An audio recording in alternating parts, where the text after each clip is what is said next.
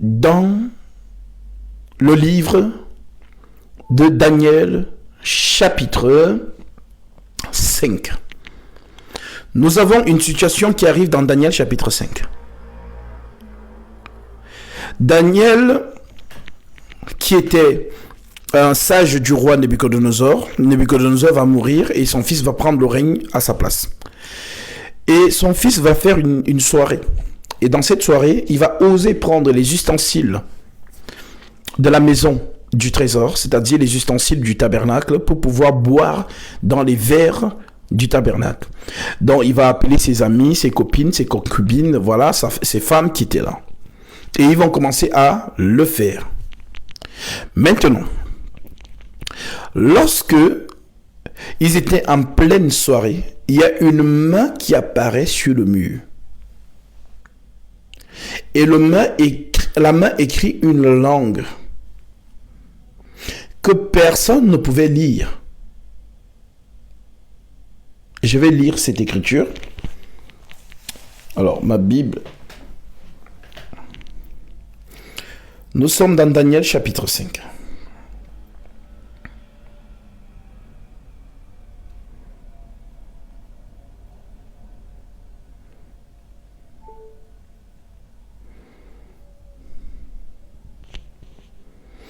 Daniel chapitre 5, je prends à partir du verset 1. Écoutez-moi très bien. Le roi Belshazzar donne un grand festin assez grand et au nombre de 1000. Et il but du vin en leur présence. Belshazzar, quand il eut goûté au vin, fit apporter les vases d'or et d'argent pour son père Nabuchodonosor, avait enlevé du temple de Jérusalem, afin que le roi et ses grands, ses femmes et ses concubines s'en servissent pour boire. Verset 3.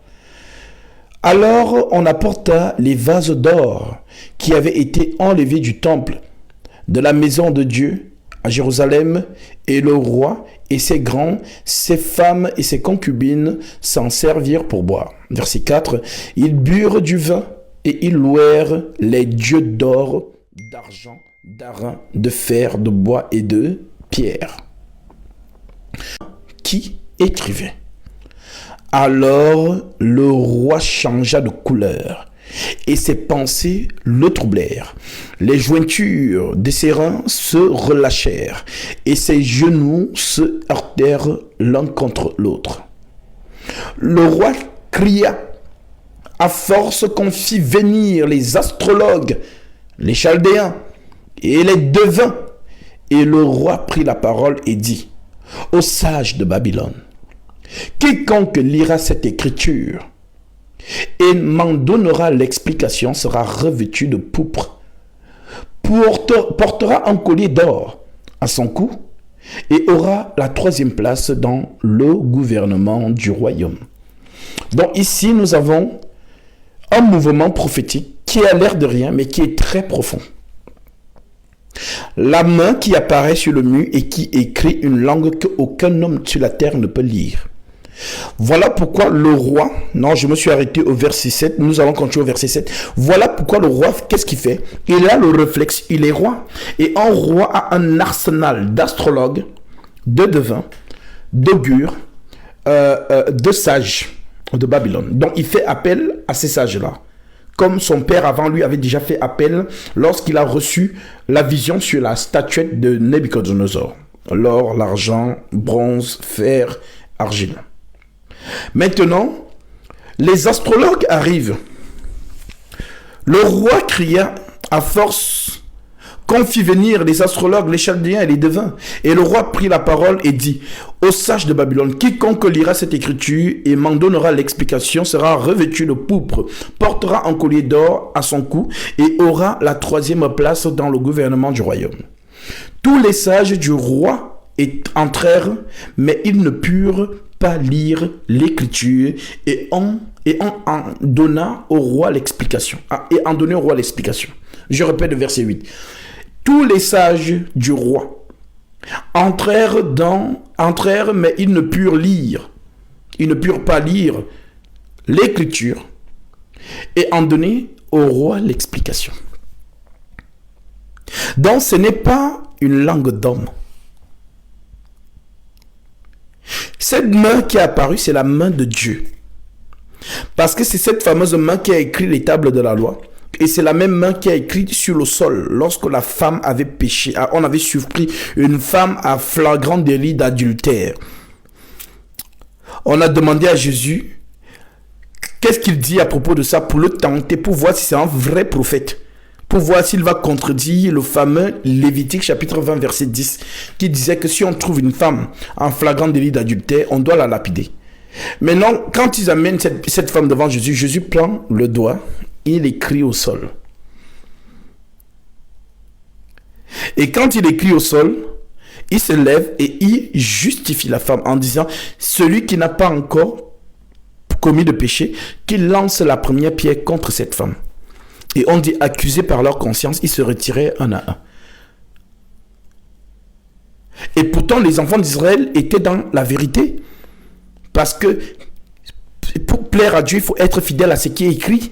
Mais eux, ils sont restés fidèles à ce qui est écrit. Lévitique 20, donc ils avaient raison. Mais bizarrement, Jésus, qui est un enfant d'Israël, Jésus justifie la femme. Pour vous prouver que celui qui a écrit sur les tables de la loi, sur la montagne, et qui a donné les tables à Moïse, c'était Jésus lui-même. Et comme c'est lui qui a écrit, lui aussi il a le pouvoir d'abolir. Maintenant, nous avons cette extrémité de main qui apparaît dans Daniel, qui écrit une phrase sur le mur et personne n'est capable de lire. Donc, les Chaldéens représentent qui en réalité? Les faux hommes de Dieu. Ceux qui disent hommes de Dieu, les faux hommes de Dieu. Donc le roi fait appel pour lire cette écriture et donner l'explication. Mais aucun d'eux n'a pu le faire. Pourquoi? Parce qu'ils n'ont pas le Saint-Esprit. Et parce qu'ils ne sont pas appelés au ministère de la parole pour expliquer les choses compliquées, les choses difficiles. C'est le pourquoi vous allez voir que ces faux hommes de Dieu n'osent pas entrer dans les livres codés, les livres scellés. Ézéchiel, Exode, Daniel, Apocalypse, ce sont des livres codés et scellés. Ils n'entrent pas là-bas pour décoder parce qu'ils n'ont pas le Saint-Esprit pour le faire. Alors, qu'est-ce qu'ils font? Ils passent le temps à vous endormir dans des choses du monde. Viens, Jésus, tu seras riche. Ribobori baba. Donc, des choses qui n'ont rien à voir avec vraiment l'enseignement authentique, l'enseignement pur. Parce qu'ils n'ont pas le ministère. Voilà ce qui arrive à ces Chaldéens. Tous les sages du roi entrèrent, mais ils ne purent pas lire l'écriture et en donner au roi l'explication. Sur quoi le roi Belchazzar fut très effrayé. Et il changea de couleur et ses grands furent consternés. La reine, à cause des paroles du roi et de ses grands, entra dans la salle du festin et prit ainsi la parole. Ô roi, vis éternellement. Que tes pensées ne te troublent point et que ton visage ne change pas d'aspect, de couleur. Verset 11. Il y a dans ton royaume un homme qui a un esprit des dieux saints. Et du temps de ton père, on trouva chez lui des lumières, de l'intelligence et une sagesse semblable à celle des dieux. Aussi, le roi Nebuchadnezzar, ton père, l'établit chef des magiciens, des astrologues, des chaldéens et des devins. 12. Parce qu'on trouva chez lui, chez Daniel, nommé par le roi Belchazzar, un esprit supérieur et de la science et de l'intelligence et la faculté d'interpréter les songes et la faculté d'interpréter les songes, d'expliquer les énigmes et de résoudre les questions difficiles. Dans d'autres versions, des équations difficiles. Donc, aucun homme n'a la capacité de parler des choses qui sont hors du commun mortel, mais seul l'Esprit de Dieu donne la capacité de parler des choses qui sont hors du commun mortel. Par exemple, dans Jérémie 33, 3, le Seigneur nous dit « Invoque-moi et je te répondrai. Et je t'annoncerai des choses cachées que tu ne connais pas. Parce que l'Écriture nous dit dans Deutéronome 29, 29, la gloire de Dieu, c'est de cacher les choses. Dans Deutéronome 29, 29, les choses cachées sont à l'Éternel, notre Dieu. Et les choses révélées sont à nous et à nos enfants, à perpétuité, afin que nous mettions en pratique toutes les paroles de cette loi. Donc, qu'est-ce qui est révélé? Je vais prendre la Bible. Comme ça, vous allez comprendre tout seul. Qu'est-ce qui est révélé? Ce livre. Vous l'avez dans vos maisons, n'est-ce pas? De Genèse à Apocalypse, tout le monde a accès aux Écritures. Mais c'est ce qui est révélé. C'est révélé, c'est accessible à tout le monde. Mais la pensée cachée derrière chaque écriture, vous ne l'avez pas. Il n'y a que le ministère qui le possède. Donc quand vous lisez de Genèse jusqu'à l'Apocalypse, sauf les épîtres qu'on appelle la Sainte Doctrine, là-bas, le Saint-Esprit ne code pas, il parle clairement. Donc c'est ce que le Seigneur nous fait comprendre ici. Parce qu'on trouve chez lui, chez Daniel, nommé par le roi Belshazzar, un esprit supérieur, de la science et de l'intelligence, la faculté d'interpréter les songes, d'expliquer les énigmes et de résoudre les questions difficiles. Que Daniel soit donc appelé et il donnera l'explication. Alors Daniel fut introduit devant le roi. Le roi prit la parole et dit à Daniel, est-ce Daniel, l'un des captifs de Juda, que le roi, mon père, a amené de Juda? J'ai appris sur ton compte que tu as en toi l'esprit des dieux. En d'autres termes, tu as le Saint-Esprit. Tu as le ministère. Parce que le ministère ne force pas. Le ministère ne fait pas la théologie. Le ministère ne fait rien pour avoir la connaissance. C'est, comme on dit en Côte d'Ivoire, c'est Dieu donné. C'est Dieu donné, c'est fluide. Quand tu parles, on sent que celui-ci a le ministère. Ce n'est pas les discours de coaching, non, le monde, voilà, pour te marier, il faut faire comme ça. Non, ça tout le monde peut le faire. Mais le ministère, c'est ce que l'être humain n'a jamais entendu. C'est ce que le cœur n'a pas soupçonné. Et c'est ce que l'œil n'a jamais vu. C'est ça qu'on appelle le ministère. C'est pourquoi Paul dit, les choses de Dieu sont des choses que l'œil n'a point vues, que l'oreille n'a point entendues et qui ne sont point montées dans le cœur de l'homme. Des choses que Dieu a préparées pour ceux qui l'aiment. Car Dieu nous les a révélées par l'Esprit, car l'Esprit sonde tout, même les profondeurs de Dieu. Voilà donc là où les faux hommes de Dieu ne peuvent pas avoir accès. Donc pour vous impressionner, qu'est-ce qu'ils font? Parce qu'ils sont en connivence avec ce qu'on appelle les devins. Souvenez-vous que dans Deutéronome, Dieu interdit la divination, de faire l'astrologie.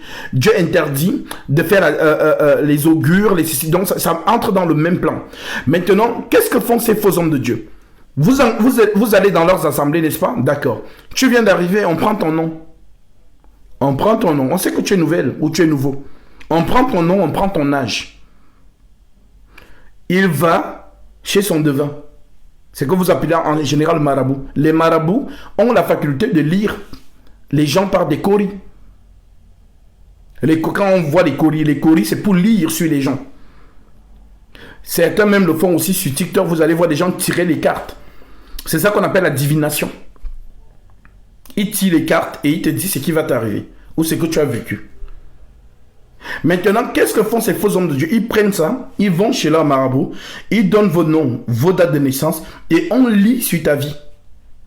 Maintenant, quand on a lu, on lui raconte toute ta vie. Voilà, tu as fait ceci, voilà, ton mari s'appelle ceci, tu as connu quelqu'un qui a fait cela, voilà ce que qui va t'arriver dans 2 jours, ainsi de suite. Maintenant, il prend ces informations, il vient dans le culte. Oh, est-ce que je peux prophétiser? Il y a une sœur ici qui s'appelle comme ça, qui a fait ceci, qui a fait cela. Et toi, tu te dis, waouh, comment c'est possible? Voilà la technique, comment ils font, voilà comment ils procèdent.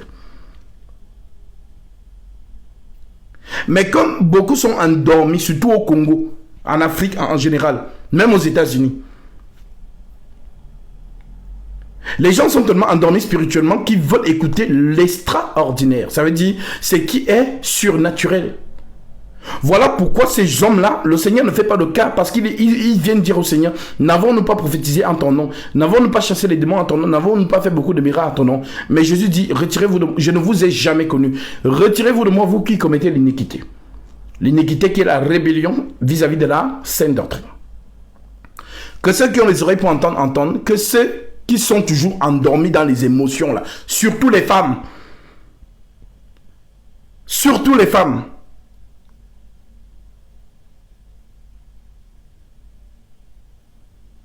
Surtout les femmes. Vous êtes trop émotionnels. Tout pour vous, ce sont les émotions. Vous n'arrivez même pas à discerner.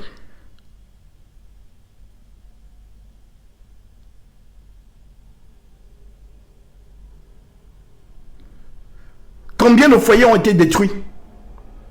Parce que non, Dieu me dit, ce n'est pas ton mari, tu divorces. On te donne un mari, ça fait 2 ans que tu divorces aussi de lui. Et tu te rends compte après qu'en fait, on t'a manipulé. Il y a des femmes qui ne nourrissent même pas leurs enfants à la maison, avec leur argent. Mais l'argent là sert à donner à papa pasteur, à maman pasteur.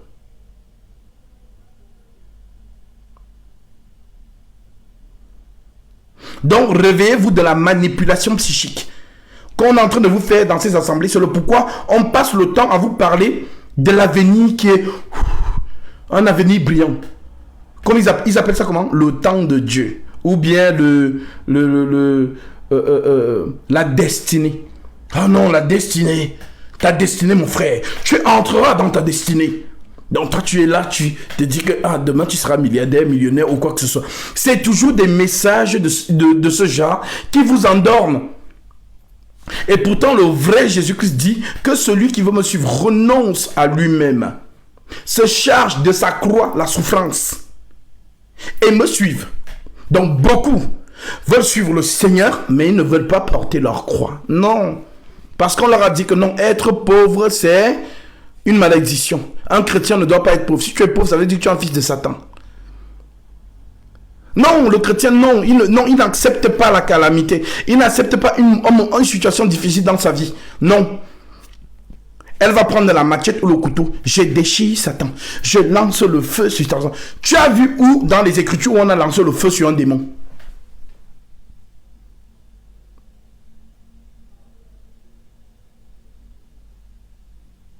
Tu as vu où dans les Écritures où on a chassé les démons avec le sang?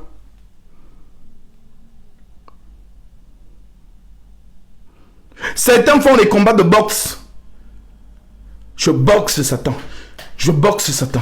Tai chi, karaté. Voilà, tai chi. C'est le pourquoi vous allez voir ces faux hommes de Dieu. Certains, ils donnent des... Jet Li. Donc en fait, ce sont des gens qui aliènent ces pauvres gens qui en réalité aiment Jésus. Mais ils sont tombés dans le piège des faux hommes de Dieu. Donc les gens, au lieu d'aller vérifier ce qu'on leur dit, dans la sainte doctrine, ils se disent, mais attends, la sainte doctrine là même, mais je n'ai pas vu où il y a vu réunion de délivrance. Je n'ai pas vu veillée de je sais pas quoi là. Je n'ai pas vu... donc toutes ces choses, elles ne vérifient pas à la sainte doctrine, mais elles se laissent conduire, ils se laissent conduire par les émotions. Réveillez-vous, peuple de Dieu. C'était une parenthèse. Nous continuons. Donc, c'était pour vous faire comprendre que les vrais hommes de Dieu, c'est ça qu'on vous montre par Daniel, qui a la faculté de résoudre les équations difficiles, dans les choses difficiles, qui a l'esprit des dieux. Parce que là, nous sommes confrontés à une situation où il y a une langue qui est écrite sur le mur et aucun homme sur la terre n'arrive à lire cette langue. Aucun n'arrive à lire ça. Donc on appelle donc les faux pasteurs, les faux hommes de Dieu là. Donc c'est eux qu'on représente comme les chaldéens, les devins, les astrologues, les sages, ainsi de suite. Ils arrivent et ils n'arrivent pas. Alors la femme de Nebuchadnezzar dit non, ne t'inquiète pas, il y a un homme ici, c'est un vrai homme de Dieu, il s'appelle Daniel. Il a la faculté de résoudre les équations difficiles. Alors Daniel fut introduit devant le roi. Verset 13, je suis toujours dans Daniel 5, verset 13. Alors Daniel fut introduit devant le roi. Le roi prit la parole et dit, Daniel, est-ce Daniel, l'un des captifs de Juda, que le roi, mon père, a amené de Juda. J'ai appris sur ton compte que tu as en toi l'esprit des dieux et qu'on trouve chez toi des lumières, de l'intelligence et une sagesse extraordinaire. On vient d'amener devant moi les sages, les astrologues, afin qu'ils lussent cette écriture et m'en donnassent l'explication, mais ils n'ont pas pu donner l'explication des mots. Verset 16. J'ai appris que tu peux donner de l'explication et résoudre des questions difficiles. Maintenant, si tu peux lire cette écriture et m'en donner l'explication, tu seras revêtu de pourpre et tu porteras un collier d'or à ton cou et tu auras la 3e place dans le gouvernement du royaume. Je dis shalom à ceux qui nous rejoignent. Shalom à vous, que Dieu vous bénisse. Prenez vos Bibles et vérifiez-nous à la lumière des Écritures. Nous sommes en train de parler du parler en langue. Voilà. Verset 17. Daniel répondit en présence du roi. Garde tes dons. Donc le ministère, mais vos dons ne m'intéressent pas. Mais si vous le faites, c'est parce que l'Écriture vous demande de le faire. Afin d'arracher vos bénédictions. Daniel répondit en présence du roi. Garde tes dons et accorde à un autre tes présents. Je lirai néanmoins l'écriture au roi et lui en donnerai l'explication. Verset 18. Ô roi, le Dieu suprême avait donné à Nebuchadnezzar ton père l'empire, la grandeur, la gloire et la magnificence. Verset 19. Et à cause de la grandeur qu'il lui avait donnée, tous les peuples, les nations, les hommes de toute langue étaient dans la crainte et tremblaient devant lui. Le roi faisait mourir ce qu'il voulait et il laissait en vie à ceux qu'il voulait. Il élevait ce qu'il voulait et il abaissait ce qu'il voulait. Mais lorsque son cœur s'éleva et que son esprit s'endurcit jusqu'à l'arrogance, il fut précipité de son trône royal et dépouillé de sa gloire. Il fut chassé du milieu des enfants des hommes. Son cœur devint semblable à celui des bêtes et sa demeure fut avec les ânes sauvages. On lui donna comme au bœuf de l'herbe et y mangeait.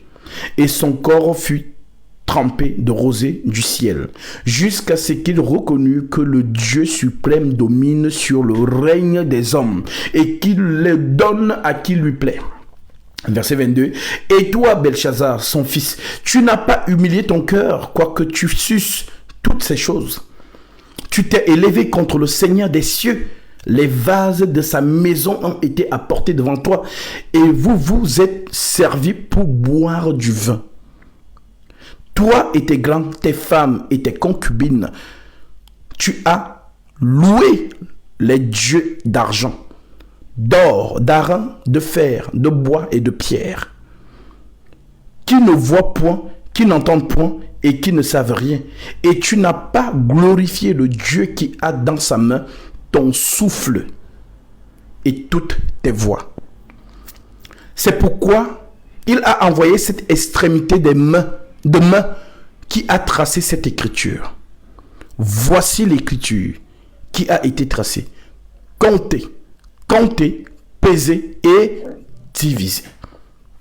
Donc, cette fameuse langue qui était écrite n'était pas accessible au commun mortel. Aucun être humain ne pouvait interpréter.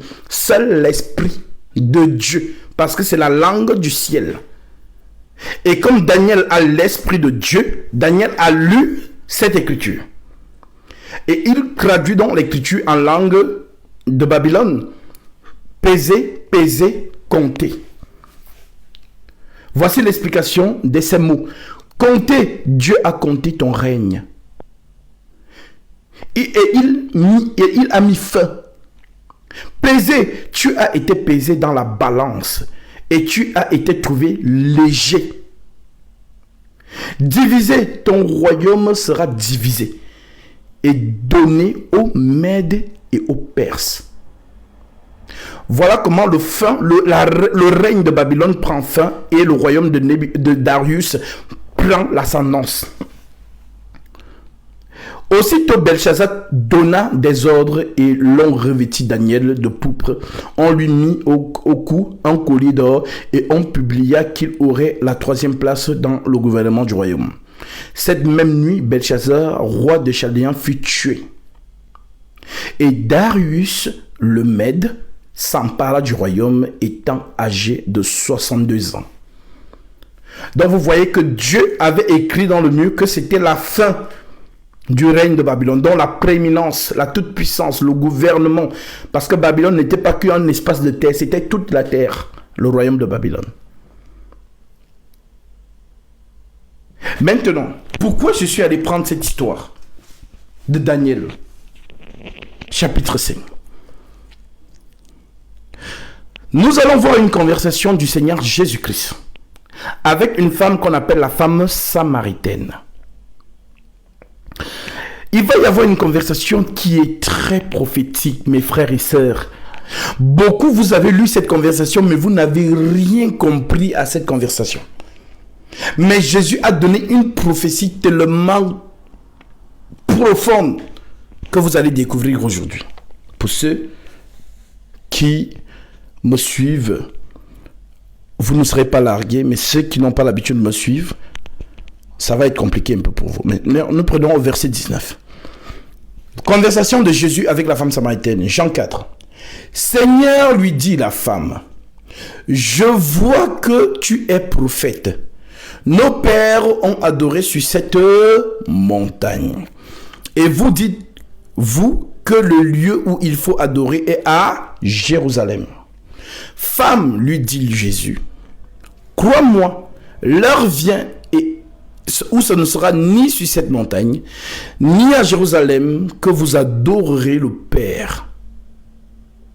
Vous adorez ce que vous ne connaissez pas. Nous adorons ce que nous connaissons, car le salut vient des Juifs. Mais l'heure vient, il prophétise donc. L'heure vient, et elle est déjà venue, où les vrais, vraiment, je veux vraiment que vous vous concentrez sur ce thème, où les vrais adorateurs adoreront le Père en esprit et en vérité. Car ce sont là les adorateurs que le Père demande. Le Père demande les adorateurs en esprit et en vérité. Le véritable Dieu, on ne l'adore pas avec la langue des hommes. Non. On adore le véritable Dieu avec sa propre langue. C'est pourquoi Jésus parle des vrais adorateurs. Et l'adoration n'est pas un lieu. L'adoration n'est pas un système. L'adoration, c'est l'esprit.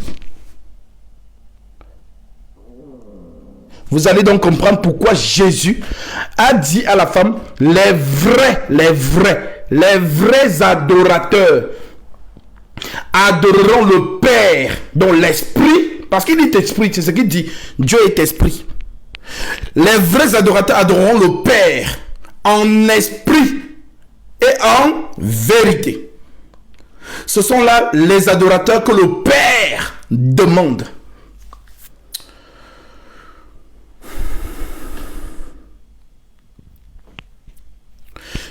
Dieu est esprit et il faut que ceux qui l'adorent en esprit et en vérité. Maintenant, c'est quoi l'adoration en esprit et en vérité?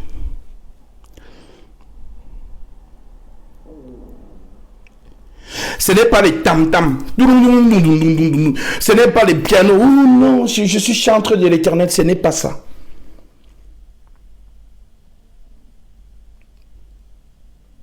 Tu ne peux pas adorer le Père si tu n'as pas l'esprit du Père. Ce n'est pas possible. Et le parler en langue, ce n'est pas l'homme. C'est l'esprit qui parle. Aucun homme ne peut prononcer ces paroles dans la chair. C'est le Père qui s'adore lui-même. Parce que personne ne peut adorer le Père. Il est le seul qui s'adore lui-même. Et quand lui-même s'adore, l'adoration est parfaite. Parce qu'il dit Jésus, je ne tire pas ma gloire des hommes.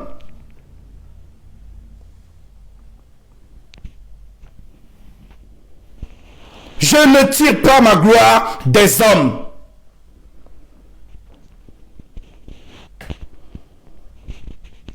La véritable adoration, c'est l'Esprit lui-même qui s'adore. Nous allons voir comment l'Esprit ici se glorifie lui-même. Nous prenons d'abord Exode chapitre 34.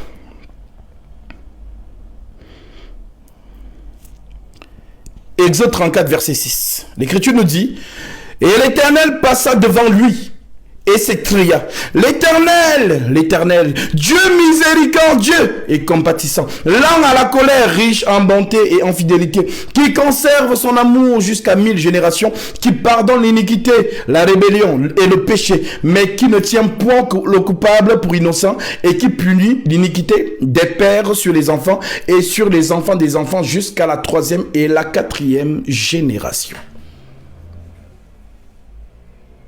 Donc c'est l'Éternel qui s'adore lui-même. C'est l'Éternel qui se glorifie lui-même. Donc les vrais adorateurs, c'est l'Esprit du Père qui vient en eux. Quand l'Esprit du Père entre en toi, cet Esprit va adorer. C'est le pourquoi l'apôtre Paul vous dit, dans 1 Corinthiens chapitre 14, verset 1, recherchez la charité, aspirez aux dons spirituels, mais surtout à celui de prophétie. En effet, celui qui parle en langue, parler en langue, c'est un terme, ça c'est comme ça que ça connote en français. Mais en grec, c'est glossolali. Maintenant, gloss et lali, c'est deux choses différentes. Donc, le parler en langue que Paul vous dit ici, il dit, en effet, celui qui parle en langue ne parle pas aux hommes, mais à Dieu, car personne ne le comprend. Et c'est en esprit qu'il dit des mystères. C'est ça l'adoration. C'est ça l'adoration. L'Esprit du Père qui parle au Père. C'est ça l'adoration. Il y a un faux Jésus qui vous fait faire les ribobobobo, ribababa. Ça n'a rien à voir avec le parler en langue. Non, c'est pas ça. Ça, c'est les inventions. Vous allez voir beaucoup de formation de parler en langue. Formation de parler en langue. Donc, on vous forme. Allez, venez à 15h. Allez, répétez après moi. Ribobo. Rababa. Rokereche. Répétez avec moi. Ribobo, ribaba. Et maintenant, essayez de former une phrase avec ribobo, ribaba, rekeche. Ribobo, ribaba, rekeche. Maintenant, allez-y. Laissez-vous aller. Laissez-vous aller. Allez-y. Ribobo, ribaba. Et c'est comme ça que beaucoup d'entre vous ont reçu le soi-disant parler en langue. Je te l'annonce. Si tu as reçu en parlant en langue quelconque, ce n'est pas l'Esprit de Dieu. C'est un autre esprit. Le parler en langue, c'est l'Esprit du Père qui vient en toi et qui vient parler sans ton consentement, sans ton approbation, sans ton bon vouloir. Et c'est le signe évident de son esprit. Lorsqu'il vient en toi, la première des choses qu'il va faire, c'est de parler. Donc si tu as reçu un Saint-Esprit, où tu n'as pas parlé, ce n'est pas le vrai Saint-Esprit. Tous les enfants de Dieu, dans les épîtres, la sainte doctrine que nous lisons, à chaque fois qu'ils recevaient le Saint-Esprit, l'Esprit du Père se manifestait. Nous allons lire ça parce que vous allez comprendre qu'est-ce qui s'est passé à Jérusalem, acte 2. Et quel est le parler en langue que Paul nous parle dans 1 Corinthiens chapitre 14. Parce que le parler en langue de acte 2, les gens ont entendu. Maintenant, le parler en langue de 1 Corinthiens 14, les gens n'entendent pas. Il le dit lui-même, je répète le verset. En effet, celui qui parle en langue ne parle pas aux hommes, mais à Dieu, car personne ne le comprend. Et c'est en esprit qu'il dit des mystères. Donc il n'y a que Dieu qui entend ça. Donc Dieu qui parle et qui reçoit lui-même son adoration. Maintenant, dans Acte 2, qu'est-ce qui s'est passé? Parce que les gens disent que ces hommes-ci, ne sont-ils pas tous galiléens? Comment les entendons-nous en nos propres langues? Les gens là-bas ont entendu. Donc ce n'était pas l'adoration. C'était donc quoi? C'était l'accomplissement de la prophétie d'Ésaïe 2. Eh oui. Donc le Saint-Esprit là permet d'accomplir quoi? Ésaïe 2. Maintenant lisons Ésaïe 2. Et qu'est-ce que Ésaïe 2 nous dit? Allons lire.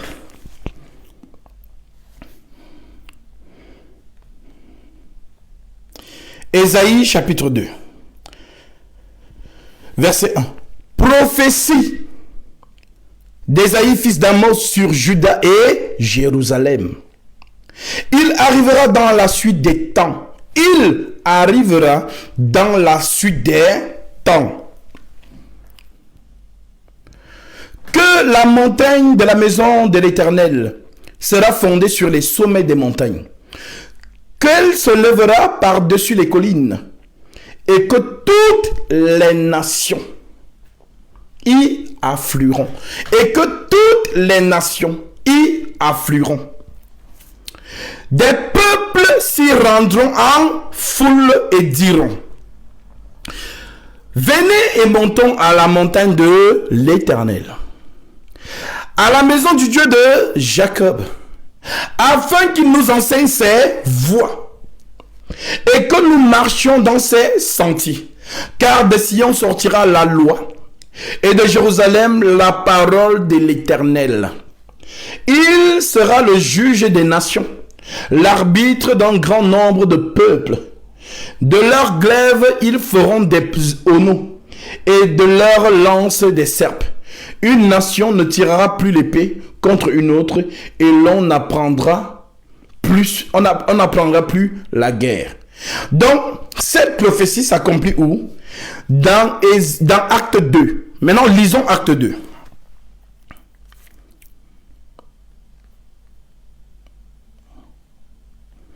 Acte chapitre 2.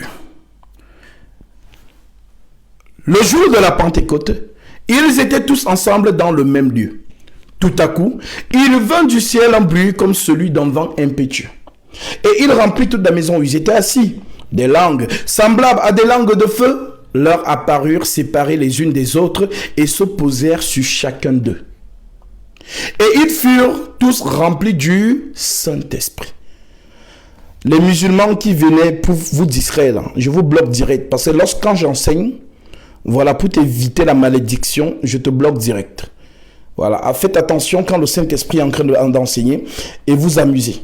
Dieu n'a pas pitié. Lui-même, il a dit, celui qui blasphémera contre le Fils, son péché ne lui sera pas pardonné. Mais celui qui blasphème contre le Fils de l'homme, son péché peut lui être pardonné. Il faut savoir faire la différence quand Jésus est dans la chair et quand il est au-delà de la chair. Là-bas, c'est sérieux. Donc, vous qui venez comme des blagues sur ce live, ne venez pas porter vos malédictions. Restez dans vos, allez dans les lives des musulmans si vous vous ennuyez. Mais ce qui reste, écoutez jusqu'à la fin. Si vous avez des questions, vous allez poser. Si vous voulez me contredire, vous allez monter en live et nous allons ouvrir les Écritures, tout simplement.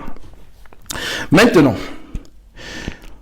et ils furent tous remplis du Saint-Esprit et se mirent à parler en d'autres langues, selon que l'Esprit leur donnait de s'exprimer.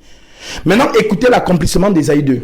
Or, il y avait en ce jour-là, à Jérusalem, des Juifs, virgule, un pieux, virgule, de toutes les nations qui sont sous le ciel.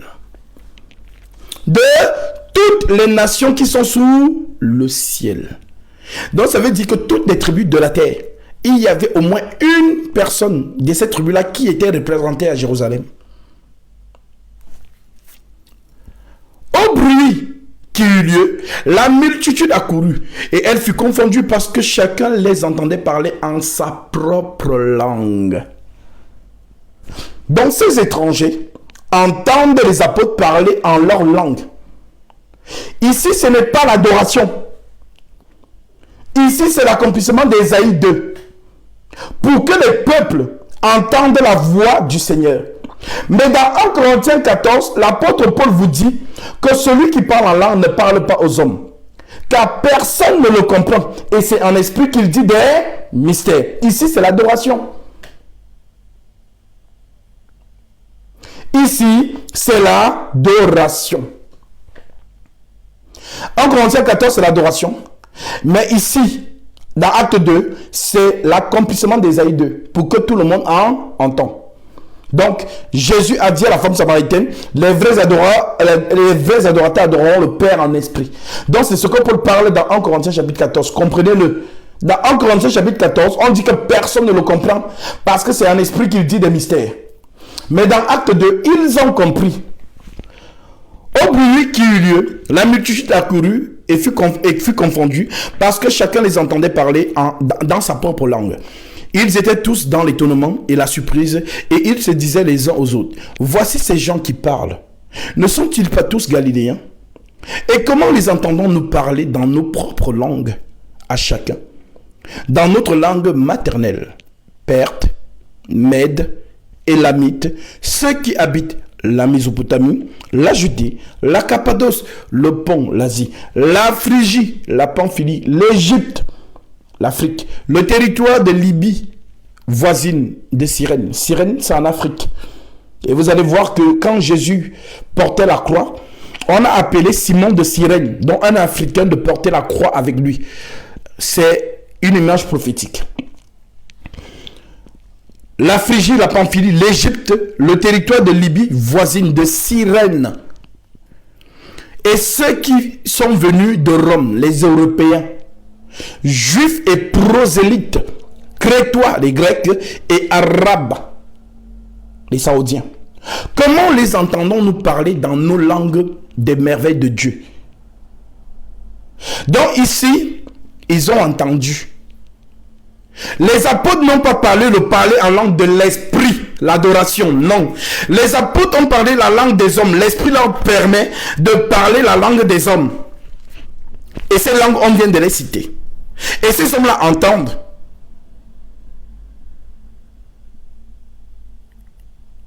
Maintenant, vous savez faire la différence entre le parler en langue de Acte 2 et le parler en langue dont Paul parle dans 1 Corinthiens chapitre 14.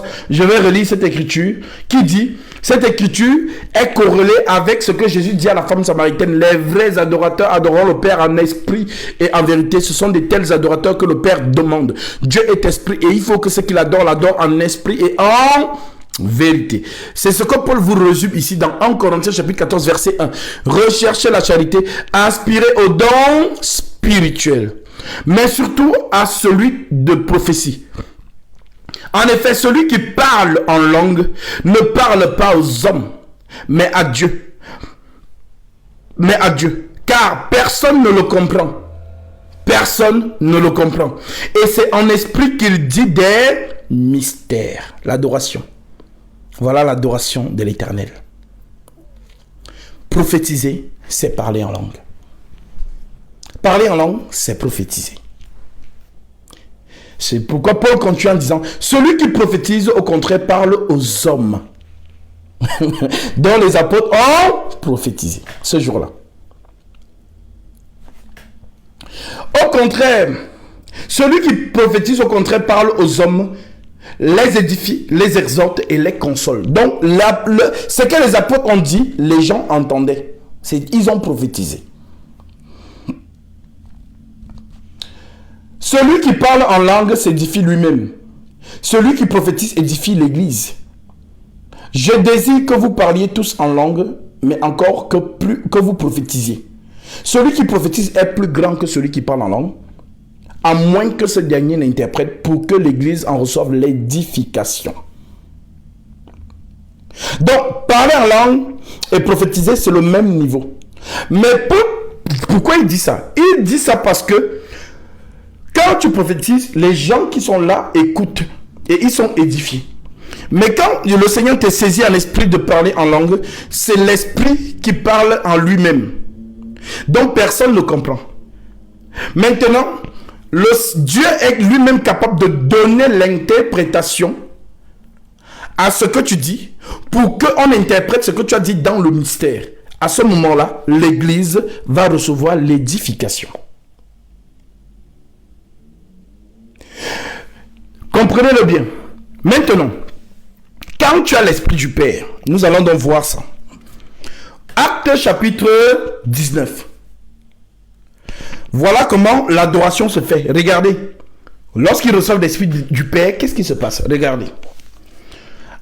Pendant qu'Apollos était à Corinthe, Paul, après avoir parcouru les hautes provinces d'Asie, arriva à Éphèse, ayant rencontré quelques disciples, il leur dit. Parce que quand on a le Saint-Esprit, on le sait. Le Saint-Esprit, ce n'est pas une sensation. Ce n'est pas une émotion. Ce n'est pas la chair de poule. Ce n'est pas je pense que... Non. Le Saint-Esprit est une entité consciente. Donc celui qui le reçoit sait qu'il l'a reçu. Il le sait. C'est ton problème si tu te mens à toi-même. Non, je pense que j'ai le Saint-Esprit. Non, ne pense pas. On sait quand on a le Saint-Esprit. Moi, j'ai le Saint-Esprit. Je le sais. Parce que j'ai expérimenté ce qui est écrit dans la Sainte Doctrine.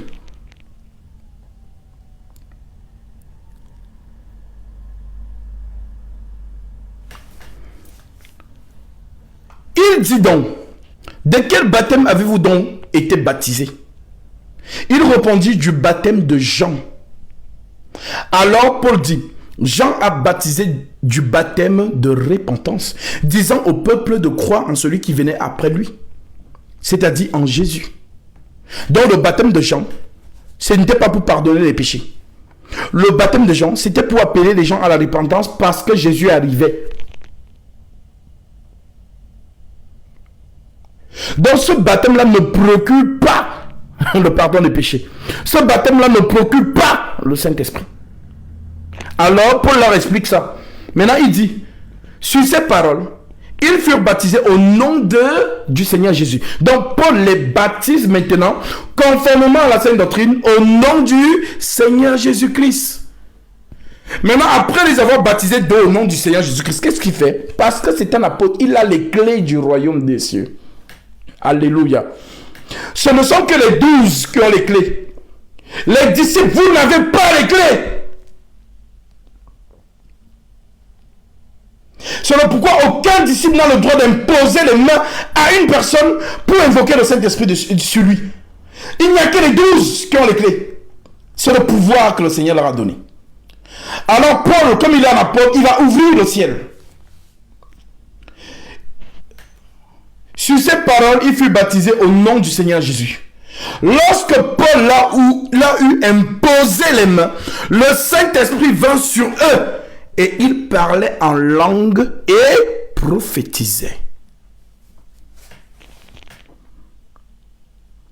Donc, lorsque Paul impose les mains, le Saint-Esprit descend sur ces personnes, valide leur naissance. C'est ça qu'on appelle être né de nouveau. Tu as cru, premier processus. Tu es baptisé, deuxième processus. Tu reçois l'Esprit du Père, troisième processus. Donc, ta naissance est validée. Ta naissance est validée. Telle une femme que lorsqu'elle arrive au terme de sa grossesse, les trois phénomènes vont se déclencher. Elle perd les os, premier phénomène. L'enfant, elle perd le sang, deuxième phénomène. L'enfant sort du ventre. Et l'enfant reçoit l'oxygène de l'air dans ses poumons. Et l'enfant se met à faire quoi? À pleurer. Pourquoi? Parce qu'un corps étranger est entré en lui. Alors l'oxygène de l'air, c'est le symbole de l'esprit qui vient valider la naissance de l'enfant. Et celui-ci se met à pleurer. Il est né. Il est né. Maintenant, la même femme, ça arrive, demandez aux femmes. Elle perd les os. Ensuite, elle perd le sang. L'enfant sort du ventre. Mais ce dernier ne pleure pas. L'oxygène n'a pas validé la naissance. Et on appelle ça mort-né. Il est né mort. Donc, le processus de naissance n'a pas été validé. Le salut, frères et sœurs, c'est cette personne qui obtient le Saint-Esprit. Si tu n'as pas le Saint-Esprit, tu n'es pas encore sauvé. Tu es en plein processus de naissance. Nous avons le cas de figure avec Simon le magicien. Il a cru lorsque Philippe a enseigné. Il a demandé son baptême d'eau. Il a été baptisé. Mais le Saint-Esprit n'est pas descendu sur lui lorsque Pierre et Jean sont venus imposer les mains. Le Saint-Esprit n'est pas descendu sur lui. Et il a voulu donc l'acheter avec l'argent. Les yeux de Pierre vont s'ouvrir. Et Pierre va dire, je vois que tu es dans un fiel amer, dans les liens de l'iniquité, car ton cœur n'est pas droit devant Dieu. Prie le Seigneur afin que ce que tu as dit te soit pardonné. S'il est possible, ça veut dire que ce n'est pas possible. Donc ce n'est pas parce que vous croyez que vous êtes baptisé d'eau qui veut dire que vous êtes sauvé. Non.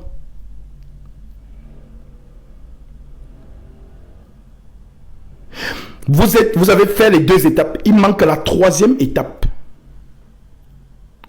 qui est la validation. C'est pourquoi les 2 doivent rendre témoignage. C'est ce que Jésus dit à Nicodème. Si tu ne nais d'eau et d'esprit, tu ne peux entrer dans le royaume des cieux.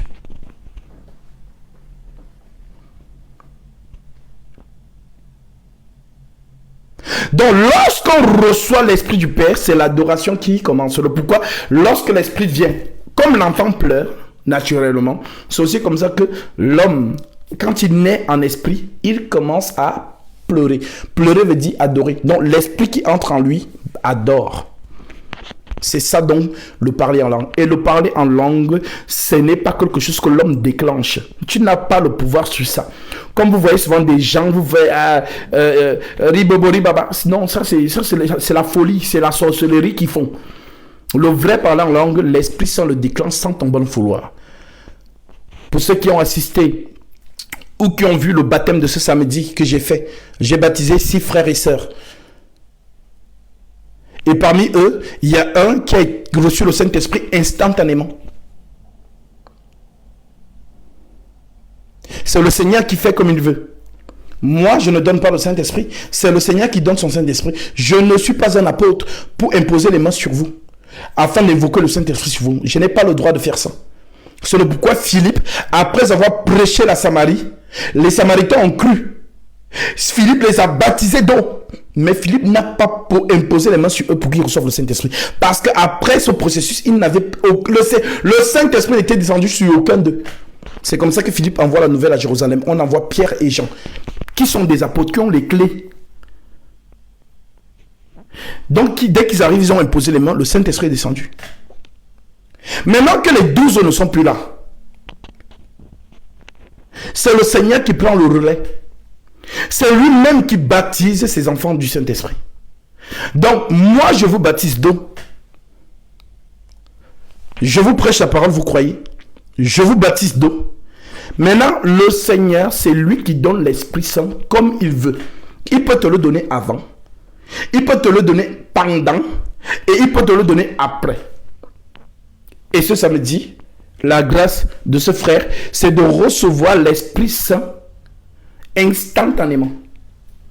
Je pense que vous avez tous vu cette vidéo, ce TikTok, pour ceux qui étaient là ce jour-là. Et je l'ai publié dans mon TikTok.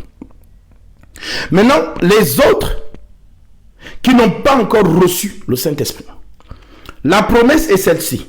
Nous allons la lire.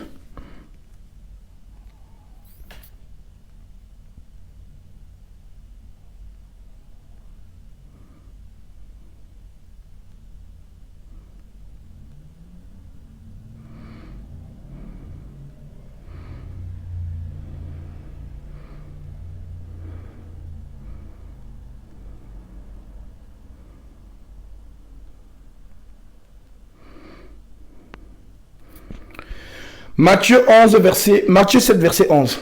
Si donc méchants comme vous l'êtes, vous savez donner de bonnes choses à vos enfants, À combien plus forte raison le Père qui est dans les cieux donnerait-il le Saint-Esprit à ceux qui le lui demandent? Nous prenons aussi la version de Luc. Si donc méchants comme vous l'êtes, vous savez donner de bonnes choses à vos enfants, à combien plus forte raison le Père Céleste donnerait-il le Saint-Esprit à ceux qui le lui demandent? Donc, tu as cru à la sainte parole, à la sainte doctrine. J'ai toujours dit, si vous n'êtes pas fidèle à la sainte doctrine, n'espérez jamais recevoir le Saint-Esprit. Le Saint-Esprit ne descend pas sur les fils de la rébellion, donc dans l'iniquité. Non. Juste un petit verset que tu n'as pas appliqué. L'Esprit Saint ne descendra jamais sur toi. C'est un esprit de vérité. Ce n'est pas un esprit d'erreur. Donc, quand on vous dit toujours, soyez fidèle à la sainte doctrine, nous savons pourquoi on vous dit ça. La sainte doctrine, c'est le roc. C'est les paroles du Saint-Esprit à travers les apôtres. Nous avons reçu la sainte doctrine à travers les lettres. Parce que Paul le dit, 2 Thessaloniciens chapitre 2, verset 15. Ainsi donc, frères, demeurez fermes et retenez les instructions que vous avez reçues, soit par notre parole, soit par notre lettre. Maintenant, nous n'étions pas autant des apôtres, donc on n'a pas eu le privilège de les écouter comme vous êtes en train de m'écouter. Mais nous avons reçu leurs enseignements par des lettres qui nous sont parvenues. Actes, c'est une lettre. Romains, une lettre. Éphésiens, une lettre. Galates, une lettre. Donc, dans ces lettres-là, si tu vois un verset, dis Amen. Ne renverse jamais un seul verset. Comme vous êtes têtu aujourd'hui, non, la théologie, non, c'est parce que moi je crois que, moi je pense que, à mon avis, non, tu mets les émotions dedans. Tu es dans des liens de l'iniquité. Si le verset dit, je ne permets pas à la femme d'enseigner, dis la même chose que le verset, ne prends pas de risque. C'est ce que Paul vous dit. Ainsi donc, frères, demeurez fermes et retenez les instructions que vous avez reçues, soit par notre parole, soit par notre lettre. Donc, si je vous dis que je suis un homme de Dieu, vous voyez ma fidélité vis-à-vis des lettres. Si je dis la même chose que les apôtres, ça veut dire que l'esprit qui est en moi et l'esprit des apôtres sont en accord. C'est le même esprit. Mais dès lors que je vais vous dire quelque chose qui contredit la sainte doctrine, sachez que l'esprit qui est en moi et l'esprit qui est dans les Écritures n'est pas le même esprit. Donc, Marcelo Tounassi, tu es un faux homme de Dieu. Joël Tatou, pareil. Ivan Castano, Joss Meyer, Ellen White, tous ces pasteurs américains que vous voyez là, tout ce système luthérien ou le système papal, vous n'êtes pas des hommes de Dieu. Le Jésus qui est populaire dans le monde n'est pas le vrai Jésus. Paul a vu sa venue et il a prophétisé. 2 Corinthiens chapitre 11, verset 1. Oh, si vous pouviez supporter de ma part un peu de folie, vous me supportez. Car je suis jaloux de vous, d'une jalousie de Dieu. Parce que je vous ai fiancé à un seul époux, pour vous présenter à Christ comme une vierge pure. Néanmoins, de même que le serpent séduisit Ève, je crains que vos pensées ne se détournent, ne se corrompent et ne se détournent de la simplicité à l'égard de Christ. Car si quelqu'un vient vous prêcher un autre Jésus que celui que nous vous avons prêché, ou si vous recevez un autre esprit que celui que vous avez reçu, ou un autre évangile que celui que vous avez embrassé, vous le supportez fort bien. Donc Paul a vu ça venir. Le Jésus qui est populaire actuellement dans ce monde-ci n'est pas le vrai Jésus. Non, le vrai Jésus, on ne le connaît pas. Le vrai Jésus est dans le... Il est caché. C'est un chemin caché. C'est le pourquoi il dit, large est le chemin qui mène à la perdition et il y en a beaucoup qui entrent par là. Mais resserré est le chemin qui mène à la vie et il y en a peu qui les trouvent. C'est écrit. Matthieu chapitre 7. Peu le chemin qui mène à la vie qui les trouve. Donc le Jésus qui est populaire là dans le monde, ce n'est pas le vrai Jésus. Donc ta grâce, l'amour du maître pour toi, c'est de mettre sur ton chemin un vrai disciple de Jésus-Christ. C'est un chemin. Parce que vous ne comprenez pas les paraboles. Quand Jésus dit, large est le chemin qui mène à la perdition, et il y en a beaucoup qui entrent par là, on vous parle des hommes. Parce qu'un homme est un chemin. Jésus s'identifie comme un chemin. Je suis le chemin, la vérité et la vie. Maintenant, quand il parle de large est le chemin, spacieux est la porte qui mène à la perdition. Et il y en a beaucoup qui passent par là. Donc ici, Jésus parle quoi? Des faux hommes de Dieu. C'est le chemin qui vous amène où? Dans la perdition. Maintenant, resserrez le chemin qui mène à la vie.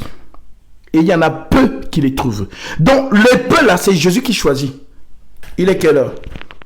Ok, Philippe, lève-toi. J'ai mon enfant que je veux sauver aujourd'hui. Philippe, lève-toi. Je vais vous lire ça. Vous allez comprendre comment Dieu parle dans les mouvements. C'est le pourquoi j'ai toujours dit, ne vous inquiétez pas, aucun élu ne se perdra. Acte chapitre 8.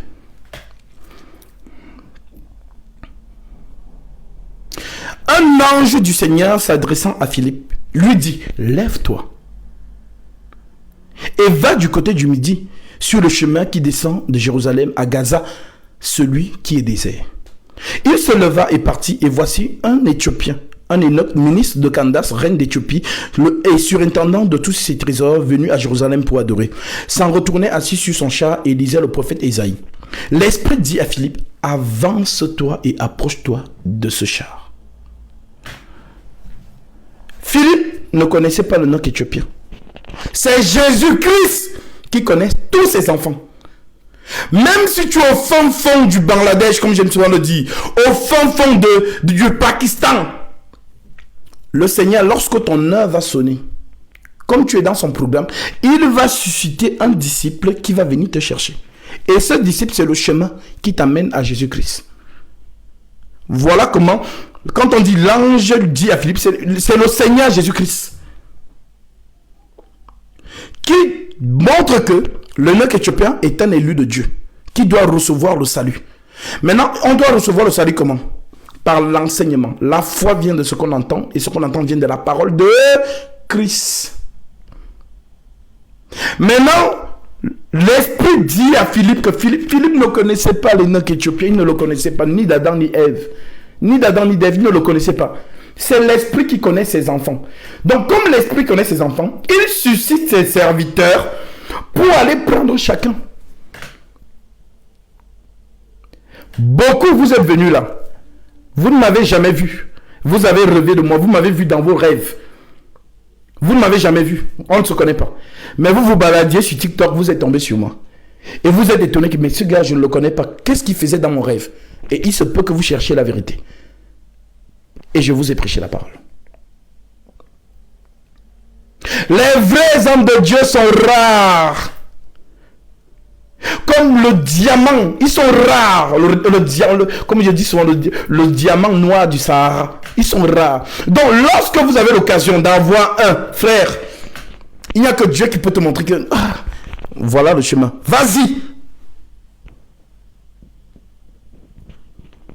Parce qu'aujourd'hui, il y a les faux hommes de Dieu. Ça pullule de partout. Ça pullule de partout. Mais les vrais, ils sont rares. On les compte. Vous savez, je vous ai toujours donné ce témoignage. Quand je revenais de la mission au Cameroun, là où je suis allé baptiser des frères et des sœurs. Ce monsieur qui me rencontre dans le bus, que je ne connais pas. Rien ne lui montrait que j'étais un homme de Dieu. Rien. Il a vu un jeune qui était là. C'était un monsieur de 60 ans. Il arrive, je suis dans le bus, je suis en train de partir à Douala pour aller prendre le vol pour revenir sur Paris. Et je suis assis tranquillement devant, dans le bus. Et le monsieur vient.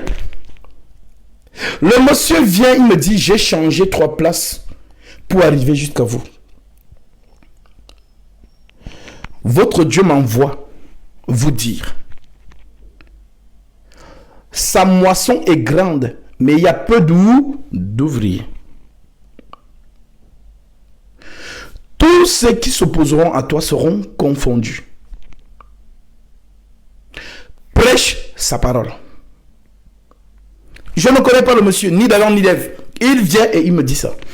Je lui ai répondu, je suis heureux que le Père Céleste t'ait révélé l'esprit qui est en moi. Parce que rien ne te permettait de voir que je suis un homme de Dieu. Je ne portais rien de voilà. mais le Seigneur t'a conduit pour que tu me donnes ce message. Et il me dit, si c'est vraiment ton Dieu qui m'a envoyé te parler, je vois que tu as 3 chapeaux. Pour ceux qui me connaissent, vous savez que j'aime les chapeaux. Je vois que tu as 3 chapeaux. Et je les tenais dans une ceinture. Vous savez qu'il y a des ceintures qu'on donne pour que les chapeaux ne se froissent pas quand vous voyagez. Et j'avais le vert sur ma tête. Et le blanc et le marron étaient accrochés dans la ceinture. Et il me dit, je vois que tu as 3 chapeaux. Ce sont des très beaux chapeaux d'ailleurs. Mais si c'est vraiment ton Dieu qui m'envoie te parler, tu ne voyageras pas avec l'un de ces chapeaux. Quand tu vas arriver à l'aéroport, le chapeau va tomber. Et une personne va te dire, donne-le-moi. Car je vois que ce chapeau ne veut pas voyager avec toi. Ne le lui refuse pas, donne-lui le chapeau. J'arrive à Douala, je me sépare de ce monsieur. Voilà, je le bénis. Et puis, il me donne sa carte de visite. Parce que c'était un chef d'entreprise qui travaille dans le gouvernement là-bas, au Cameroun. Lorsque je descends, je suis intrigué par tout ça.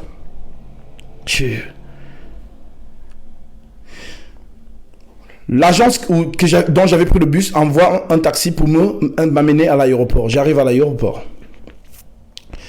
Et j'attends que quelqu'un me demande mon chapeau. Personne ne me demande mon chapeau. Qu'est-ce que je fais? Je vais au restaurant, je vais manger.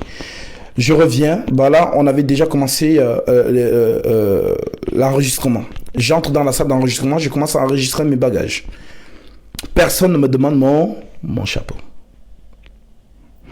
Maintenant, quand j'ai fini d'enregistrer mes bagages, pour maintenant partir en salle d'embarquement, dans la salle d'attente, il y avait un dernier couloir pour traverser. Et dans ce couloir, il y avait quoi? Il y avait un comptoir où on contrôlait les passeports et les tests, les carnets de vaccination, les tests PCR. Donc, j'arrive à ce niveau. Donc, quand j'arrive devant le monsieur qui contrôle mon passeport et mon test PCR, mon chapeau qui était bien ceinturé tombe. Mon chapeau blanc que je mets le plus tombe par terre. Et le monsieur qui contrôlait dit, je vois que ce chapeau ne veut pas voyager avec vous. Donnez-le-moi. Je prends le chapeau tout en souriant et je lui remets le chapeau. Et je continue. Et quand je suis arrivé dans la salle d'attente, je me suis assis. Le premier réflexe, c'était d'appeler le monsieur. Je lui ai dit, la prophétie que vous m'avez donnée s'est réalisée mot pour mot, virgule pour virgule. Vous savez comment il m'a répondu? Il m'a dit, maintenant tu le sais. Va et continue l'œuvre.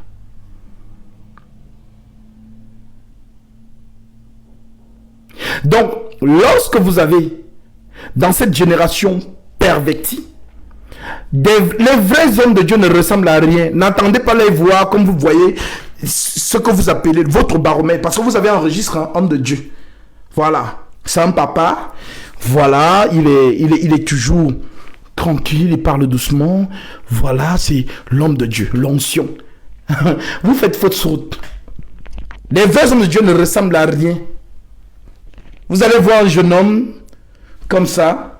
Comme cette maman que j'ai baptisée dernièrement, qui me dit, mais attends, mais Gatsby, vous êtes un jeune. Mais vous êtes un jeune, mais d'où vous vient cette connaissance, cette sagesse? J'ai dit, maman, c'est Dieu qui donne. C'est Dieu qui donne. Dieu, c'est comme ça qu'il est. Là où les gens pensent qu'il est, il n'est pas là-bas. Mais là où les gens ne peuvent même pas s'imaginer qu'il est là-bas, c'est là où il est là-bas. C'est comme ça qu'il est. Il me dit, mais Gatsby, franchement, ils ne pourront jamais avoir l'humilité de reconnaître que tu as le ministère pour t'inviter dans leurs assemblées pour que tu prêches la sainte doctrine là-bas. J'ai dit oui, parce que ces hommes, ils ne sont pas là pour le salut des âmes, ils sont là pour leur nom, pour leur notoriété. Je vous ai donné ce témoignage de cette sœur qui était dans ICC et je me suis dit, si j'arrive à sortir une jeune dame des griffes de Ivan Castano, rien que par la prédication, c'est que Jésus connaît vraiment ses enfants. Parce que quand tu es dans ICC, frère, ces personnes vénèrent Ivan Castano. Ces femmes-là vénèrent Ivan Castano. Mais la sœur m'a vu sur TikTok comment je prêchais. Elle a été saisie. Elle me dit, mais je ne comprenais pas. Ivan Castano nous a demandé de faire un jeûne de 21 jours. Et dans le jeûne, il dit, j'entends une voix, la voix me dit 1000 euros, 1000 euros, 1000 euros. Donc après le jeûne de 21 jours, chacun doit donner minimum 1000 euros. Il dit, non. Ça dit, ce sont des gens qui ne sont pas là pour vos âmes. Ils n'en ont rien à faire de vos âmes. Ils sont là pour vous dépouiller au maximum stratégiquement. Avec l'apparence de la piété. Il faut vraiment être, parce que j'ai toujours dit, les enfants de Dieu, aussi longtemps qu'un enfant de Dieu peut être dans l'islam, aussi longtemps qu'un enfant de Dieu peut être dans les fausses doctrines, le catholicisme, tout ça, un jour viendra où le Seigneur va visiter son enfant. Elle va sortir des griffes du loup.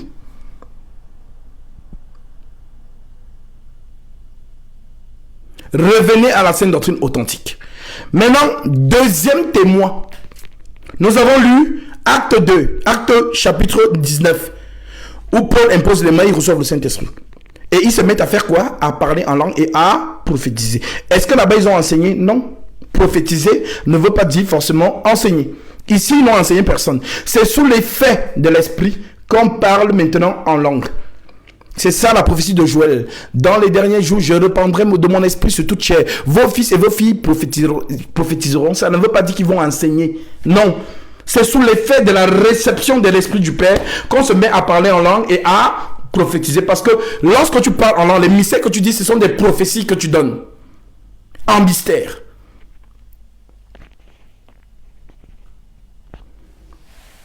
Maintenant, regardons Acte chapitre 10 maintenant. Verset 44. L'Écriture dit ceci. Comme Pierre prononçait encore ces mots, le Saint-Esprit descendit sur tous ceux qui écoutaient la parole. Tous les fidèles circoncis qui étaient venus avec Pierre furent étonnés de ce que le don du Saint-Esprit était aussi répandu sur les païens. Car ils les entendaient parler en langue et glorifier Dieu. Voyez-vous? Donc, lorsque le vrai Saint-Esprit descend en toi, c'est la première des choses. C'est la première des choses. Non, quand tu reçois, tu n'es pas obligé de parler en langue. Ça, c'est ce qu'ils disent. Mais selon la sainte doctrine, c'est ce qui est écrit et c'est ce que nous voyons.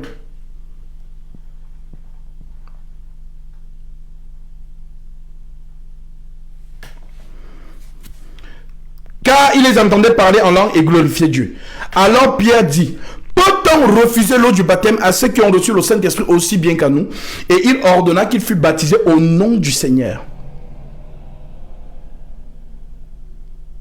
Parce que l'un ne va pas avec l'autre. L'un sans l'autre, il faut les deux. Le témoignage de l'eau et le témoignage de l'esprit. C'est la naissance. Même Jésus vous l'a montré, mais beaucoup n'ont pas compris. À la croix, l'eau et le sang sont sortis. C'est le symbole de la naissance. Lorsque la femme accouche, c'est l'eau et le sang qui sortent premièrement. En troisième position, c'est l'esprit qui vient valider l'oxygène de l'air. C'est pourquoi ils reçoivent donc le Saint-Esprit dans Acte 2 qui est maintenant, qui veut dire que l'Église est née. L'Église est sur la terre. Le royaume des cieux est sur la terre. Parce que le royaume des cieux, c'est qui? C'est le Saint-Esprit. Le roi, c'est qui? C'est le Saint-Esprit. Le ministère de Jean-Baptiste, c'était quoi? Repentez-vous, car le royaume des cieux est proche. Mais un roi a un royaume. Un royaume sans roi, ce n'est pas un royaume. Donc, repentez-vous, car le royaume des cieux est proche. On parlait de qui? De l'Esprit Saint. C'est lui le roi et c'est lui le royaume. Maintenant, Jésus aussi, étant sur terre, qu'est-ce qu'il dit aussi? Matthieu 10. Quand il envoie les disciples, il leur dit, allez et prêchez. Le royaume des cieux est proche. Donc, pendant que Jésus était là, même le royaume des cieux n'était pas là. C'est quand Jésus part, c'est lui-même le royaume des cieux, c'est lui-même le Saint-Esprit. Parce qu'il y a des gens qui osent faire la différence entre l'Esprit du Père et le Saint-Esprit. Je ne sais pas comment ils font ça. Quand on dit Saint-Esprit, c'est ça l'Esprit de Dieu même, l'Esprit du Père. C'est son Esprit. Donc Jésus part, il revient comme ce qu'il est, l'Esprit Saint. Parce que c'est lui qui marche au milieu des 7 chandeliers d'or. Et le chandelier, c'est le symbole de l'Église. Et celui que Jean a vu marcher au milieu du chandelier, c'était Jésus-Christ. C'est lui le Saint-Esprit.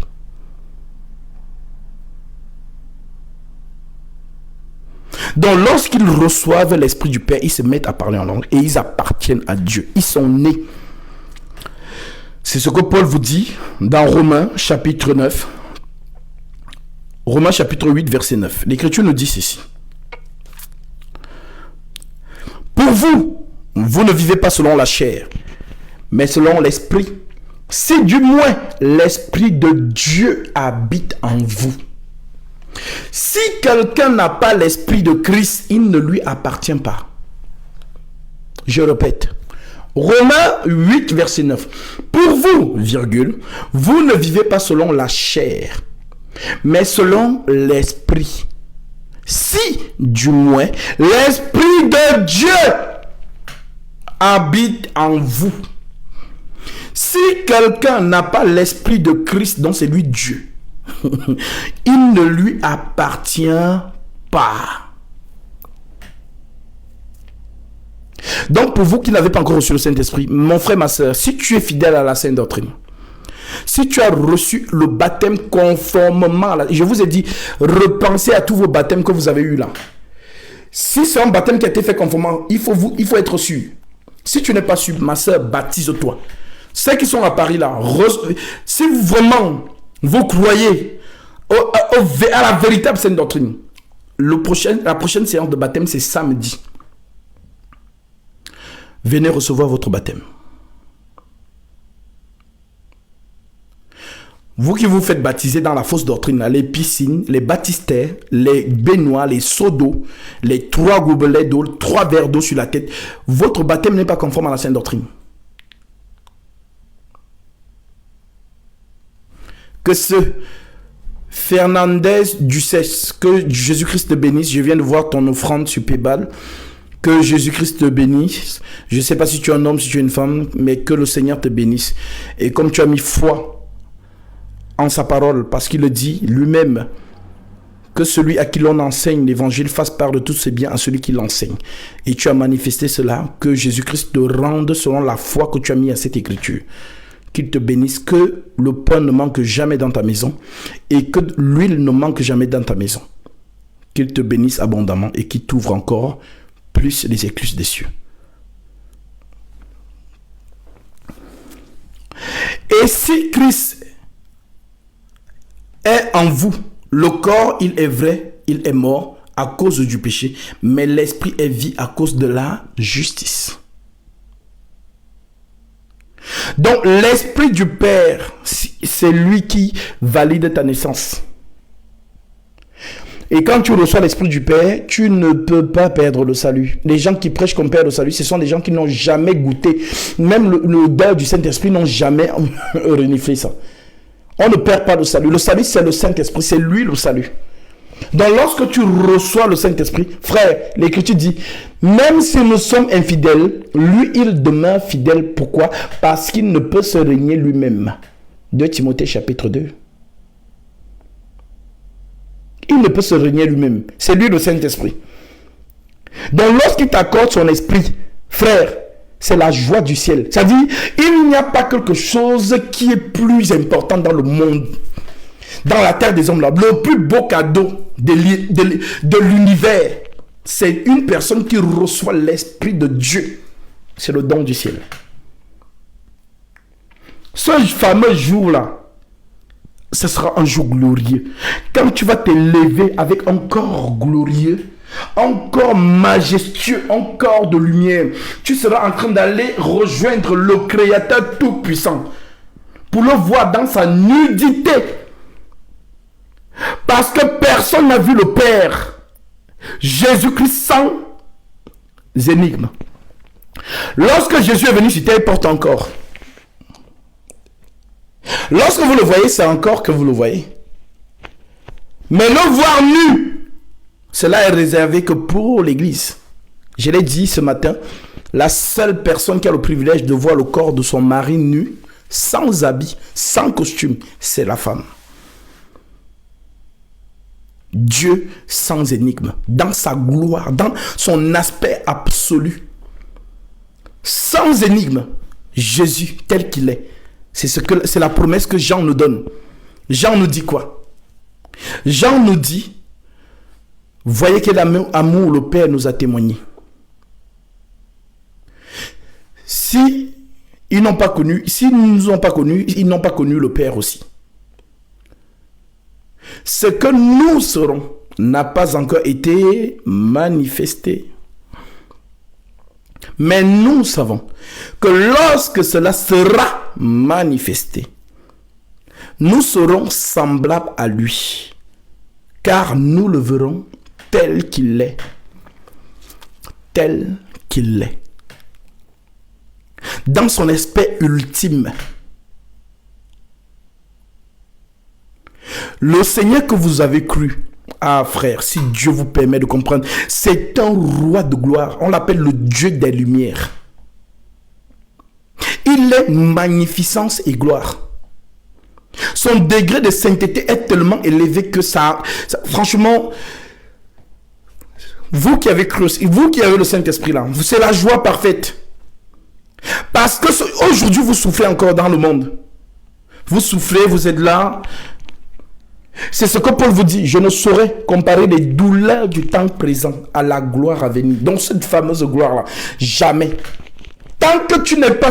Donc tu n'as pas vu, tu n'as pas la certitude de cette foi-là, tu ne peux pas abandonner le monde. Non, c'est pas possible.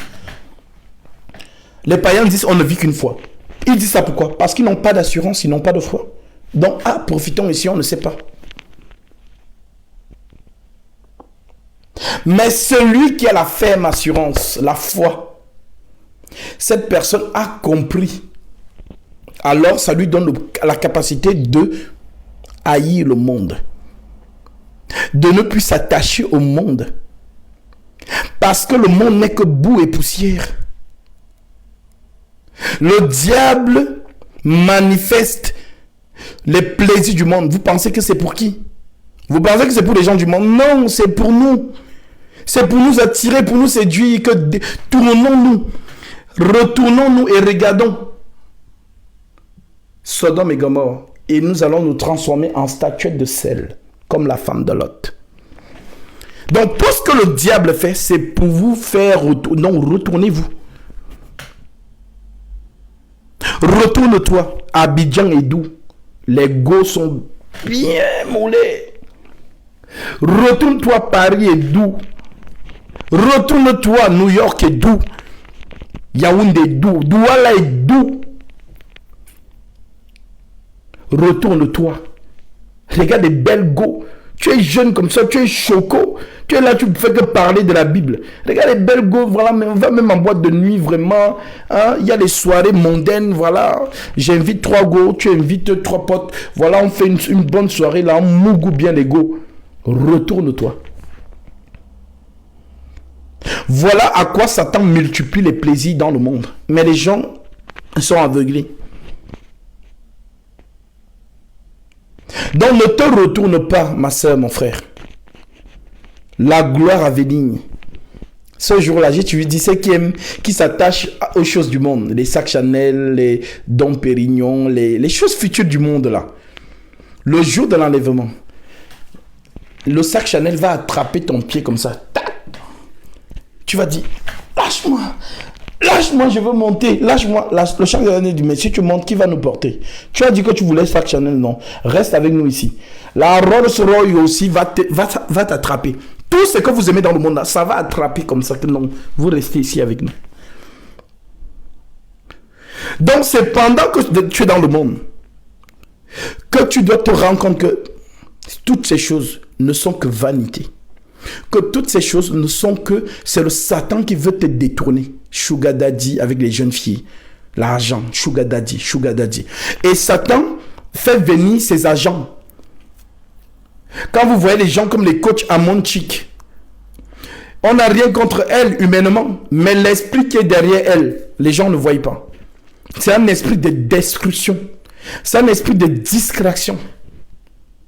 C'est le pourquoi vous voyez les jeunes filles. Ah, coach, vraiment, il sera un Yougos. Non, il n'a pas l'argent et tout ça. Donc, voilà ce que Dieu a annoncé dans la fin des temps, les derniers jours. Elle est mariée avec son mari. Certes, ils n'ont pas beaucoup d'argent. Ils se débrouillent. Mais elle écoute coach. Coach, tu lui dis non, plan un sugar daddy, mais garde ton mari. Mais il n'est pas obligé de savoir. L'argent qu'il te donne, construit, fait quelque chose. Et la jeune fille met les conseils en pratique. Vous savez combien de foyers ont été détruits à cause de cette dame? Est-ce que vous avez l'idée de combien de foyers qui se sont détruits à cause de cette dame?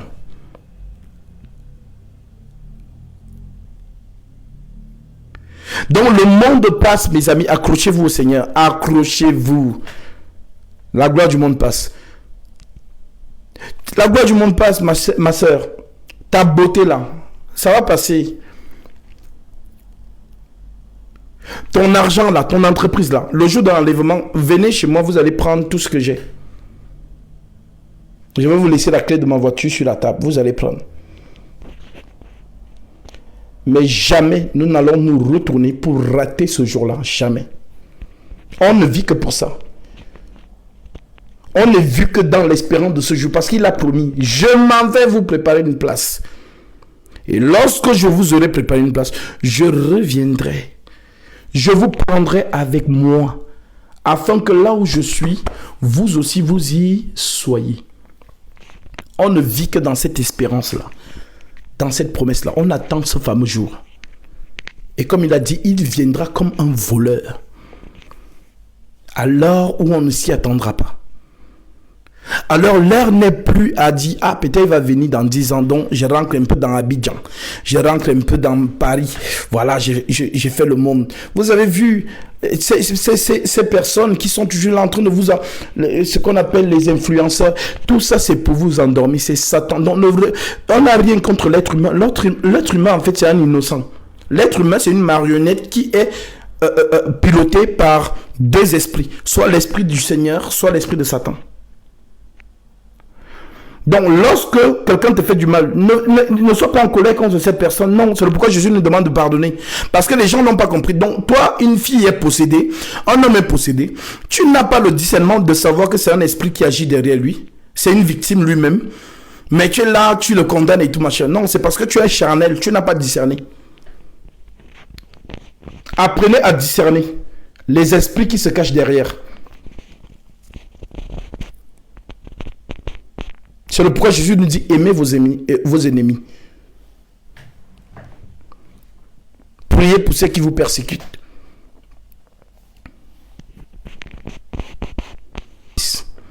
Car nous ne savons pas ce qu'il convient de demander dans nos prières.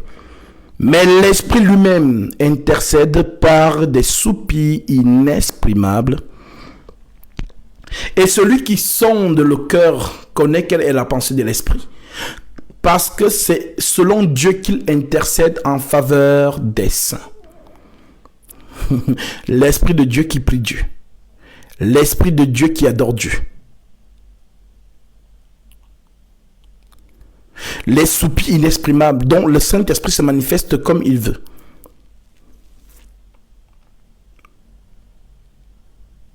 Donc vraiment mes frères et sœurs, revenez dans le bon sens, revenez dans la sainte doctrine authentique. Dans l'assemblée, quand nous sommes en assemblée, si Dieu permet à une personne de parler en langue, Dieu n'est pas un Dieu de désordre. Donc s'il te permet de parler en langue dans l'assemblée, c'est parce qu'il veut te donner l'explication de quelque chose. Il veut édifier. Donc comme il te permet de parler en assemblée en langue, il donne le don d'interprétation à une autre personne. Donc pendant que tu es saisi en extase et en train de dire des choses en mystère, en esprit, l'autre personne aussi est saisie par le même esprit et il commence à interpréter ce que tu dis. Et toute l'assemblée qui est là reçoit l'édification. Mais si tu te lèves et que tu commences à parler en langue, il n'y a pas d'interprète, ça veut dire que Dieu n'est pas un Dieu de désordre, ça n'a pas été inspiré. Assieds-toi et que l'on se taise dans les assemblées. Vous allez voir des soi-disant hommes de Dieu là, quand ils parlent, oh, est-ce que je peux prophétiser? Oh, ribo shereke. Il n'y a pas d'interprète. Tout ça, c'est pour vous impressionner. Et premièrement, ce n'est pas de parler en langue. Deuxièmement, c'est pour vous impressionner. Ils vous manipulent de manière psychique.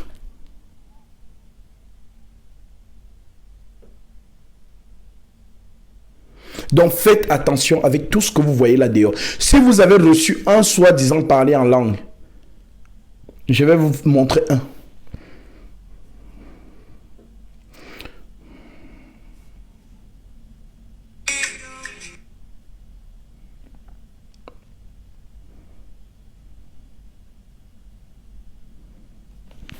Le gars, il me drague, il me dit, t'es chrétienne? Je dis, oui, je suis chrétienne. Il dit, ah, j'espère que t'es pas des églises évangélistes, hein, parce que là-bas, ils passent le temps à parler en langue.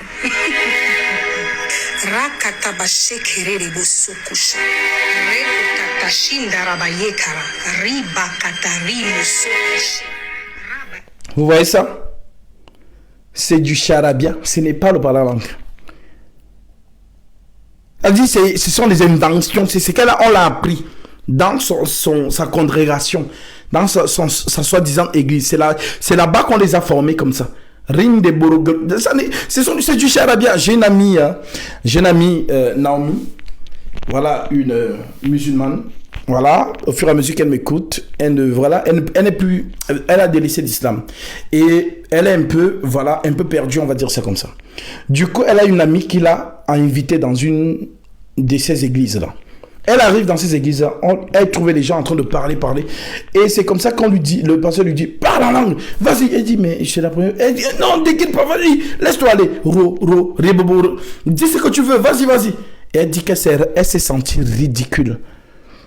Parce qu'elle n'a pas senti, elle n'a rien ressenti de spirituel. Et elle est sortie, elle est rentrée, elle a dit plus jamais je ne vais dans les assemblées. Parce que je me suis trouvé ridicule. Ces gens-là en train de parler, ils inventent des choses. C'est ça, voilà. Le gars, il me drague, il me dit, t'es chrétienne? Je dis, oui, je suis chrétienne. Il dit, ah, j'espère que t'es pas des églises évangélistes, hein, parce que là-bas, ils passent le temps à parler en langue.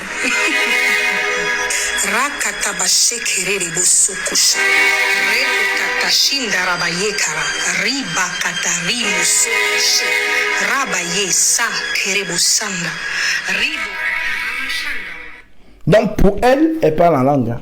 Donc, elle le déclenche comme il veut. C'est bon, c'est comme si c'est l'anglais qui est dans sa tête ou l'espagnol qu'elle peut décider de parler quand elle veut. Non, franchement, si vous faites ce genre de choses, vous parlez comme ça, c'est la sorcellerie que vous faites. Ce n'est pas le parler en langue. Ça, c'est pas le parler en langue. Et voilà le parler en langue qui circule dans le monde. Ça.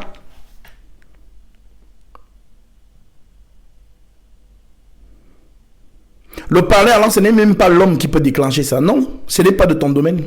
C'est l'Esprit Saint qui le déclenche. Sans ton bon vouloir, sans ton consentement. Donc, elle a fait une vidéo TikTok. Et il me dit, non, j'espère que tu n'es pas comme ces chrétiennes-là qui parlent dans les églises. Alors, elle dit, pour montrer que je connais, donc elle commence à parler. Franchement, réveillez-vous. C'est ce que je peux dire. Réveillez-vous de votre sommeil spirituel, en fait. Réveillez-vous, ce n'est plus possible. On ne va pas mettre la faute sur les faux hommes de Dieu tout le temps. Vous avez les Écritures, lisez. Lisez. Où est-ce que vous avez vu où on a appris à quelqu'un à parler en langue dans les Écritures? Parlez tous en langue, c'est écrit où? Comme j'ai vu une vidéo de Marcelo où il dit aux gens, parlez en langue. Il leur donne aux gens de parler en langue. Mais c'est la magie que vous faites. Ce n'est pas la sainte doctrine. Ce n'est pas la sainte doctrine. Dans vos riboboboboboborages, vous invoquez les démons et les démons jouent avec vous. C'est-à-dire, dans vos soi-disant églises là, vous êtes en communion avec les esprits impurs. Et Dieu n'est pas là parce que Dieu est là où les Écritures sont respectées. Il dit là où deux ou trois sont là où deux ou trois sont assemblés à mon nom, je suis au milieu d'eux. Les deux ou trois, c'est quoi? Ce n'est pas le nombre. C'est pas comme les 164 personnes qui sont là. Non, il ne parle pas du nombre.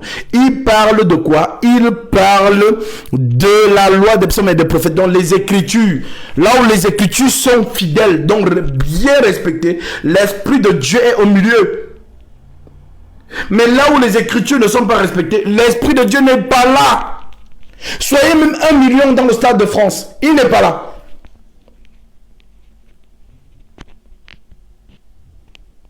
C'est très important que vous souveniez de ça. Parce que les gens sont tellement endormis spirituellement. Prenez vos écritures, lisez-les, consultez. Et bon, il faut que je vous montre ça. Parce que c'est important. C'est important de rappeler. Je vais vous montrer c'est quoi les lettres. Parce qu'il y a beaucoup de gens, quand on dit non, l'église, c'est pas un bâtiment. L'église, ce n'est pas un lieu. L'église, quand on dit église, c'est le roc, la parole du Saint-Esprit. C'est ça qu'on appelle église. L'église, ce n'est pas un bâtiment, ni un lieu dit, ni un système ou une organisation. Non. L'église, sont les saintes lettres. C'est ça qu'on appelle la sainte doctrine. L'homme prudent, c'est celui qui bâtit sa maison sur le roc, dont les Écritures.